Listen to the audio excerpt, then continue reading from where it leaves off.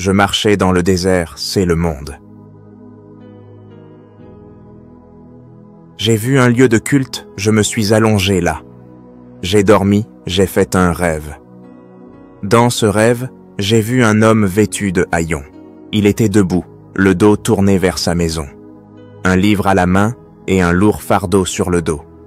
Vous avez regardé et vous l'avez vu ouvrir le livre. En le lisant, il pleurait et tremblait. Incapable de le supporter plus longtemps, elle cria. Elle gémit en disant « Comment vais-je » Il s'en alla chez lui. Une fois arrivé là-bas, il a passé le plus de temps possible à essayer de garder son calme. Sa femme et ses enfants ne voyaient pas sa tristesse, mais il ne peut pas rester longtemps en silence. Sa douleur augmente, c'est ce qui l'a finalement rendu plus sage. Il commença à leur parler ainsi. « Ma femme bien-aimée, et vous, mes enfants bien-aimés. Moi, votre cher ami, je suis accablé de chagrin. On m'a dit la vérité. Notre ville sera consumée par le feu du ciel.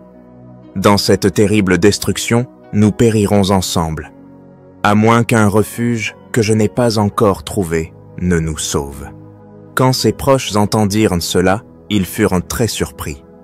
Non pas parce qu'ils croyaient ce qu'il leur avait dit, mais parce qu'ils pensaient qu'il était tombé malade. Comme c'était déjà le soir, ils pensèrent que le sommeil le sauverait. Ils se hâtèrent de le mettre au lit. Mais la nuit fut aussi douloureuse que le jour. Il passa la nuit à soupirer et à pleurer. Un chrétien est égaré.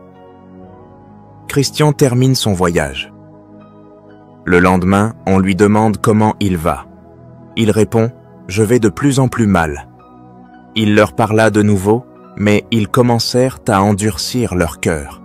Et ils pensent qu'ils peuvent chasser sa maladie en le taquinant et en criant après lui. Parfois, ils se moquaient de lui. Parfois, ils le taquinaient. Parfois, ils le détestaient complètement. Il a commencé à s'isoler dans sa maison, à les prier, à leur pardonner et à exprimer sa tristesse. Et il marchait seul dans les champs, parfois en lisant, parfois en priant. Passait des journées à faire cela.